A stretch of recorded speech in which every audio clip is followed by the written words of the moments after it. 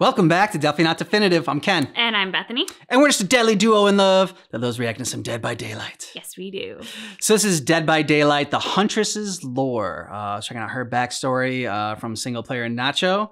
And if you want all of our Dead by Daylight reactions, we have a playlist in the description of this video for you. And because it's Dead by Daylight, we have a drink.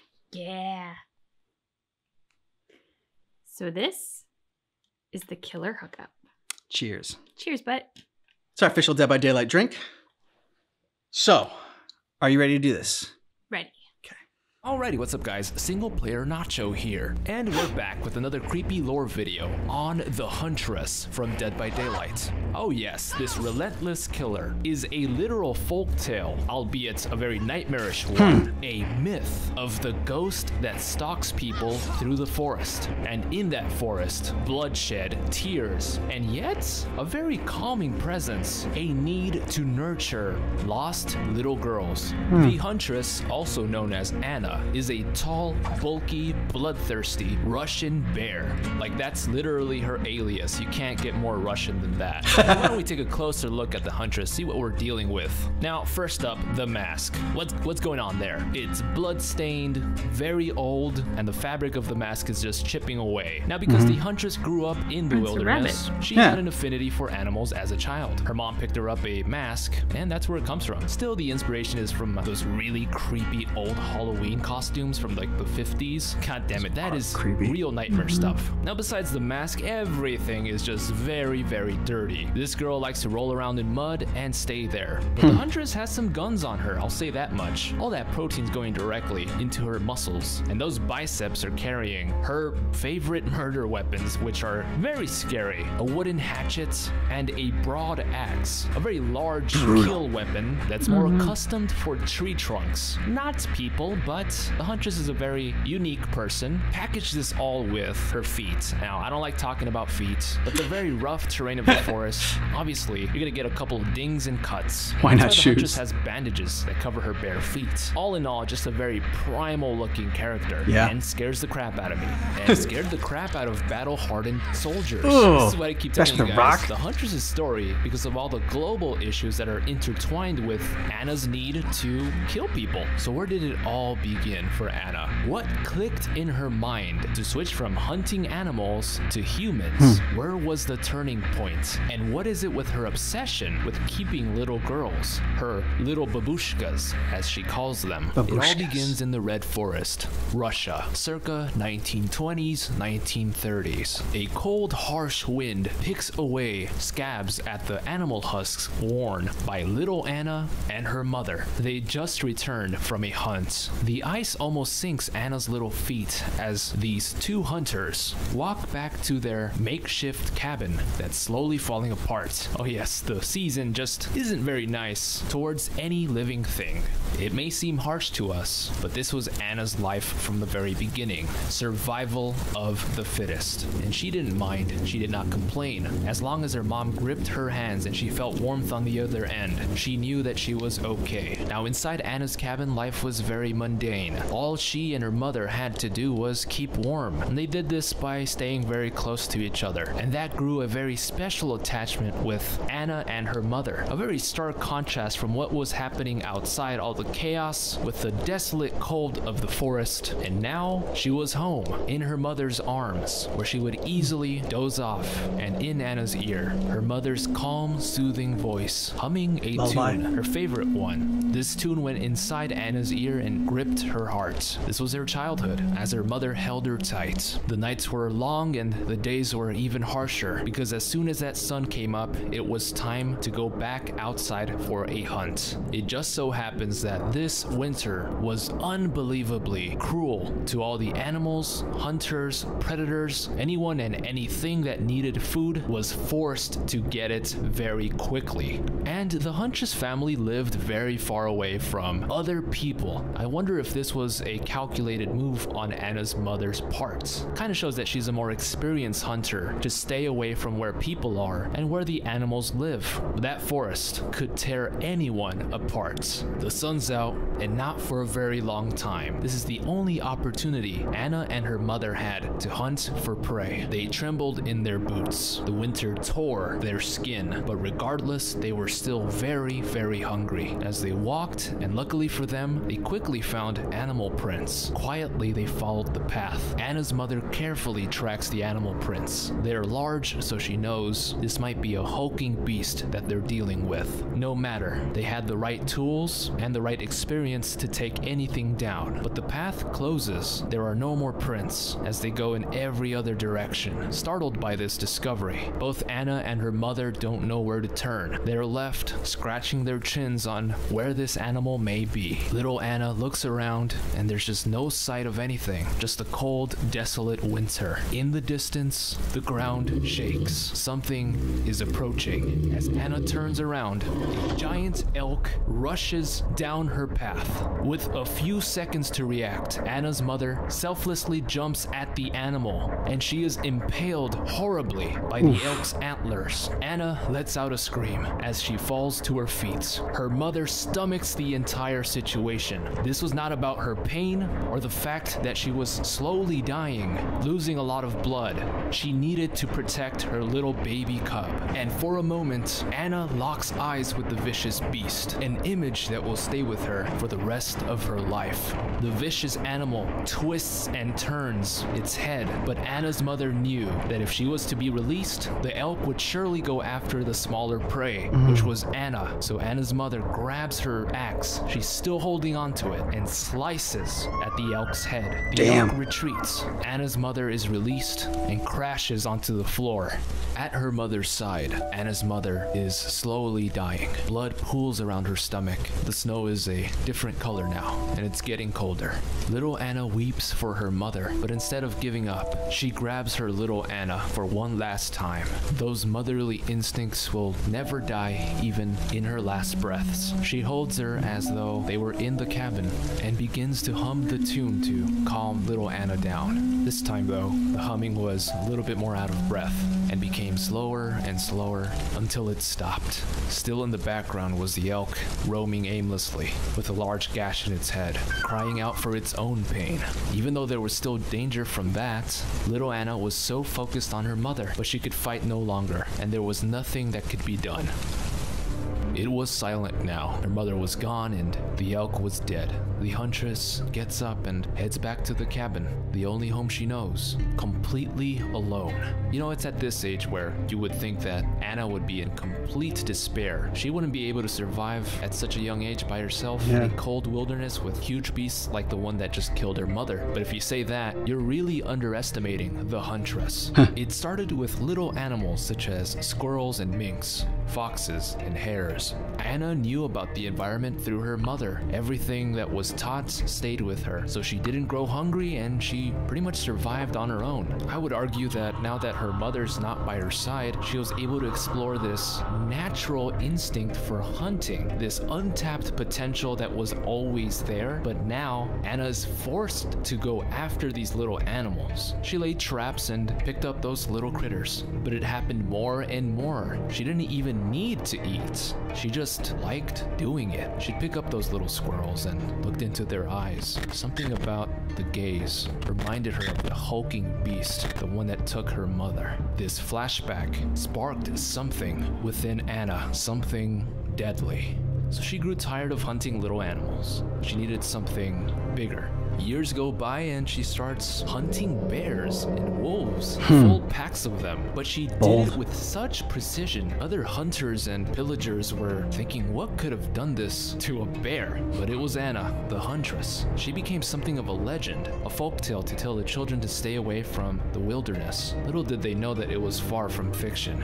And not only that, these hunts became more and more vicious and close to home. Tourists and visitors disappeared completely. Absolutely absolutely no sign of them. No sign of their clothing, items, nothing. And why? Because the Huntress kept everything that a human had with them. Every human prey, as she called them. She'd see them as a complete item for her to scavenge. She picked their bones completely clean. And she was strangely fascinated by the items worn by human prey. The necklaces, rings. She would keep them close to her as though they were a symbol or a trophy of hers. Yeah. And God forbid a family walked anywhere near the Huntress's territory. She would do away with the adults pretty easily, but the children, she wanted to keep the little girls close to her, alive and tied up in her cabin. Anna used ropes and crudely fastened them around the little girls' necks. As I said before, her mentality is always about hunting and killing. This was probably for the Huntress to recollect the relationship she had with her mother. Very twisted way of doing it, but hey, guess what? The Huntress was in charge almost all of the time. She's the killer here, and the little girls coughed and begged her to be let go. Oh, but mother knew best, and the Huntress kept them close. To calm her little girls down, or her little babushkas, she would hum her mother's tune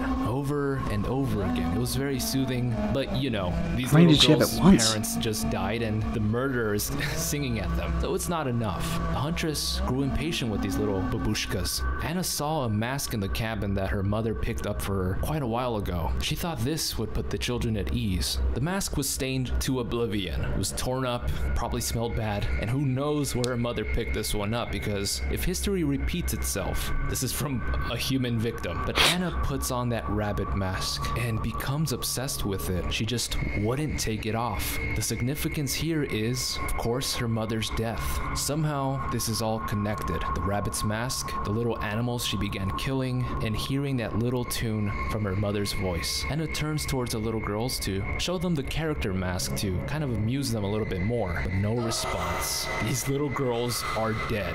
They've collapsed and have no oxygen in them. Who knows if it was the bruising from the tightened rope around their necks, or just how much they suffered and how scared they were of Anna. But to no surprise, Anna just didn't understand why they would die. And this happened many times with various little kids. Her little babushkas just wouldn't last. And this killed Anna every time it happened. It purged her soul. The same emotions from the final moment her mother laid eyes on her. Anna's grief was just tremendous. It made her furious and spiraled into even more violent killings. It was just this cycle of pain and then taking it out on animals, and when she had the chance, people. Oh, she loved hunting people. They were her favorite prey. But then suddenly, an explosion. The loud noise startled Anna for a second, but it wasn't anything she had already experienced. She's gone through some stuff, but it sounded familiar. There were a few noises from the distance, a few rumblings recently. Just so happens that it was war getting closer and closer to the Huntress's territory. Armies hell-bent on destroying one another over their country, and now the Huntress is involved. She watched the soldiers from afar, stalked them, followed them to their encampment. In the Red Forest. They were pretty close by to the cabin, but she was fascinated with this type of human. These soldiers were so focused on killing one another. They didn't even seem human to her. They seemed more like wolves, gnawing and biting at each other. Something about the soldiers' uniforms as well, like the Huntress had seen them before somewhere, an image from her childhood, and she remembered a book that her mother gave her in her mother's words as she described these soldiers. Anna's mother told her, and it all made sense. There's a reason why the Huntress's father is missing from her entire story, and it's because soldiers killed him. The Huntress was already bloodthirsty, filled with passion, and she only saw these soldiers as the next big thing for her. She became enthralled with killing them, murdering them, and taking them out of the Red Forest. This was the next great hunt. But Anna was very fascinated with the soldiers' behavior, how they tortured each other. As she stalked them, she would watch from afar. The soldiers kept a few prisoners, and well, they tortured these prisoners, beating them with shovels, and she noted how the camp cook really did not know how to carve a horse down. She almost laughed at his technique. And another sight, a Russian soldier slowly carving a toy. It grabbed the attention of Anna, and she thought, little horse, perfect gift for Babushka. The Huntress stayed put. She wanted to keep watching how insane these human animals were, and in one occasion, they set one of their prisoners on fire, and they all laughed as he burned to death. Yeah, they're insane. Anna saw this as a very strange thing to do. Roasting the food while it's still alive? That's not how it works. You kill the thing, and then you cook it. Need I remind you that Anna's a cannibal? But anyway, the noises that the soldiers are making as they laugh, it kind of makes her laugh. She never saw a human prey behave this way before. And suddenly, a soldier charges at Anna from behind, a rifle with the bayonet attached at the end. She easily dismantles this man's rifle, grabs it, and chokes him. She plunges her nails into his throat so hard that she rips his entire throat out. The soldier's corpse now, Roadhouse style, on the floor, is now just a bloodied mess. And this was Anna's very first taste of soldier blood. Oh, and she enjoyed it. When the throatless soldier never appeared again, his other soldier buddies started looking out for him. Where'd he go? Anna knew that this was the perfect time to strike stealthily. One by one. All these soldiers were distracted, and it was time to hunt. 4 soldiers are nearby. One strays the path and is completely alone and not in the sight of his other comrades. And the Huntress is right behind him. She taunts him by cracking a twig, which makes him turn around and plunges her axe down onto his head. It's so surprising and so quick, the soldier doesn't even make a noise, just a gasp. Blood rushes down his entire face as the axe continues to travel down his nose, down to his mouth. His eyes and his tongue are, well, they're not where they're supposed to be. Completely wrecked this guy's face. Now the split-faced soldier is making a bunch of noise. She puts her hand over his mouth, checks his pockets for that little toy, and no luck. She's still searching for a gift for the babushkas back home. Anna backs away and lets the other 3 soldiers come in check out the situation. This is very strategic. The soldiers are now shivering in fear. They don't know what's out there. Could it be a bear? A pack of wolves? What is causing all this manslaughter? These dying noises? They walk slowly towards where their food source is coming from. And the source rolls right next to their feet. Anna rolls the soldier's head to cause a distraction, and now they're completely frozen. That's why. Okay. And this is a perfect moment to strike. With just one swipe of her broad axe, she chomps these 2 down like little critters that she just started out with. Soldier number 4, the last one, tries his best to combat Anna, gets close to her, and she throws her hatchet and swipes his head clean off of his body. Holy shit! Blood pours out of him. The soldier's head bounces onto the floor, and it's almost like his body is trying to look for it, and then it falls. The hunt is complete. 4 came in, and 4 are now on the floor. And 6 went down. Many pieces of them, in fact. Lots of little body parts, blood, just really a mess of things. And the remaining soldiers were scared out of their minds. Like some kind of demon came into their encampment and tore them apart. They didn't know what to do, and guess what? They were now outnumbered by whatever is out there in the forest, killing them. Anna backed up for a little bit to see what the soldiers would do. She kind of laughed to herself, seeing how cowering they are now. Yes, they were very frightened. So frightened that they would now work with the prisoners they were burning alive, torturing. They shivered in the dark.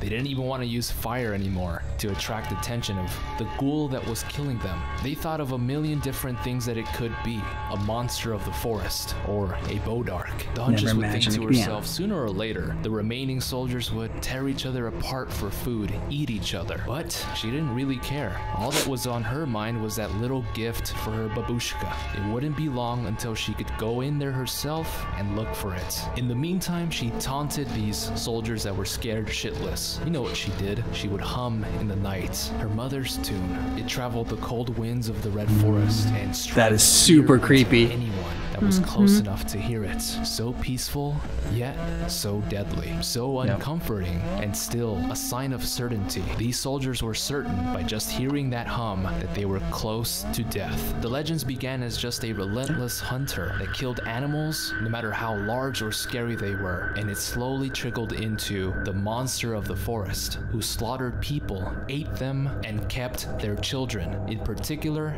little girls. And it all started when the Huntress Huntress lost her mother, her only source of comfort, the only person that can really lull her to sleep. And I wonder if her mother was really the only person that can stop the actual psychotic tendencies that the Huntress was developing. Where did it come from? The hatred of the soldiers that killed her father? Her isolation? Who knows? One thing's for sure, the Huntress continued her work in killing packs of soldiers. Groups of them would disappear. She made short work of just about anyone. The ultimate predator, always looking for a bigger game. And in the Red Forest, her legend continues to this day. No one ever found bodies or proof of what had happened. Through time and war, the cabin was probably destroyed. But one thing stays, that soothing tune in the dark. Well, that was pretty damn gory. But with a name like the Huntress, it's gotta be. And now let's look at some trivia items and stuff that further develops the Huntress's story. First up, we have an Amanita toxin. This is a little mushroom that the Huntress applies onto her hatchet's blades. And what is the effect on its victims? It makes them fall asleep. I didn't know that the Huntress was a gifted chemist, but this is very telling of the psychology behind the Huntress. She doesn't want her victims to really experience pain, but at the same time, I don't know if she's a chemist, but she just like slaughtering them. Very cool. Knows nature and knows what's each of the plants are gonna be able to do. Colorful, bright flower pattern. And where does it come from? One of the items found in the Huntress's acquired babushkas, the little girls that she abducted. Now this is what the quote says: "This memory of a lost little one fills the Huntress with rage and focus." This is what I'm talking about, guys. The passion behind having that interaction, again, the one that she had with her mother, is of huge importance to the Huntress. And that's why she keeps this flower babushka close to her. And last but not least, we have the mana grass braid. What the hell is this thing? Well, it's another item, another attachment she found on a little girl. Again, not many of them survived. I don't think any of her little girls survived. So it says the same thing. This memory of a little lost one fills the Huntress with rage and focus. It's very sad, but these items serve as a way to grief her babushkas. It's just all fucked up and a very good story detail. It's insane how well thought out this whole thing is. And this is just a tiny item that you can attach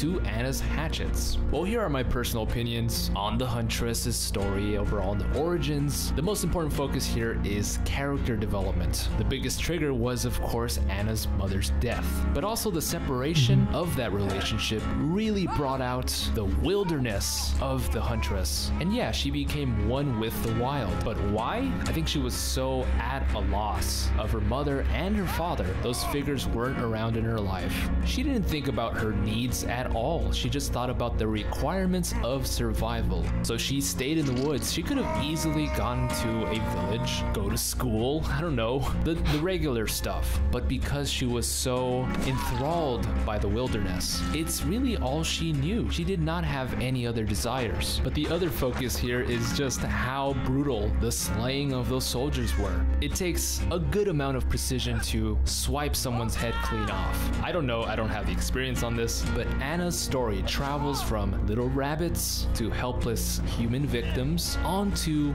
warriors or soldiers. So when she got to the point where she has to kill soldiers, it required better skill, and she was prepared for that moment. I mean, she like decimated an entire soldier camp and various ones after that as well. All in all, the Huntress is just a badass bitch. Let's just be real here. Another killer with like a horrifying but sad background. I mean, you feel bad for the Huntress, but at the same time, it's just like the stuff that she does, it's like so horrific that, I mean, feeling bad for her also is, I don't know, it's tough. Which means they did a good job. Yeah. Because it's a complicated story. Yeah. One thing that I was just struck by is, and this is incredibly sexist, but I'm going to lean into it anyway, is the fact that there's something so creepy about a female serial killer. Mm-hmm. Which doesn't say that male serial killers aren't terrifying. Of course they are. But societal preconception that women are going to be nurturing and maternal and gentle means that when you encounter someone like this, a character like this, it is so much the more so unsettling because of that. And the fact that she also uses a maternal thing in humming a lullaby to taunt her victims. I mean, that makes it tenfold, right? Yeah.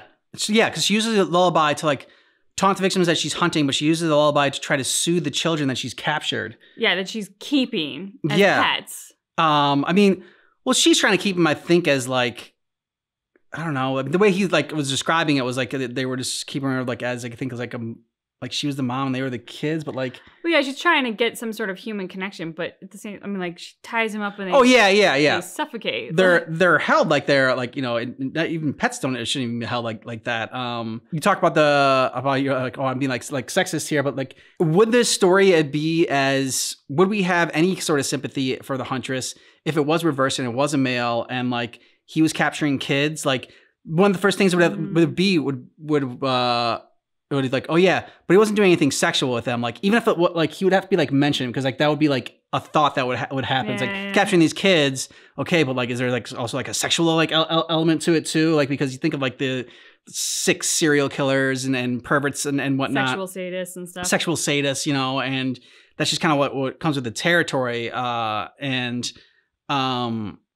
Yeah, so like they did a great job making this a female character for the Huntress. I think it just works so much better, and it has it like more like, I don't know, still creepy and horrifying, but still, like I said, have that just a little bit of you that feels bad for her and feels sorry for her. Yeah.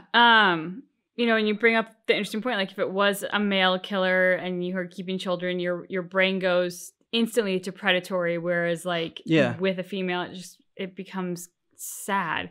Yeah. Even though the children still wind up dead either way. Like there's no better outcome here. Horrifying for them. Yeah. Like being suffocating or, you know, starvation or whatever. Yeah, it's still a terrible death that they that happens to them. I don't know if this is like, it's tough to say which lore we've gone over so far as like the favorite, because like they're all just like horrifying lore. I still think the Trickster is one where, because I'm less conflicted by that. I'm like, okay, this guy's just a psychopath. You know, so it's easier to wrap my head around. Like, there's no like, you know, super tragic backstory with him. It's just he's kind of like snapped and was like a little bit like psycho there, and like recording his victims like screams or whatever to put on his tracks. Yeah. So I think I go with that one. I don't know. It's like the part of me that's interested in psychology. I like the more complicated ones. Yeah. Like they're way more unsettling. They way more kind of like get inside your brain and under your skin, and you think about it more after the fact. But like those are the ones that are really exploring the fragile nature of our minds. Because obviously the Huntress experienced a horrendous trauma at a young age. She was also isolated. So there's a lot of development that she did not get to have that, you know, society provides for good and for bad, of course. But like there's still development there and interactions, and you see people outside of your immediate caregiver. So like just kind of exploring, you know, how she was created.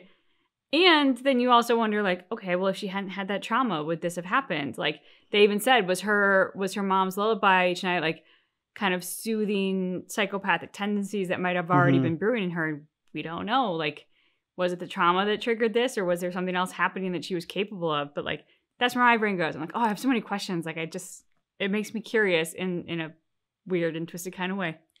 Yeah, okay. I can get behind that. Let us know what you thought about this down below in the comments, and suggestions for more lore to check out from Dead by Daylight with the next killer's lore that we should check out. Let us know down below in the comments, and if you want all of our Dead by Daylight, check out the description of this video for a playlist. Thanks so much for checking out our reaction for the Huntress's lore, but just keep in mind that our reaction is definitely not definitive.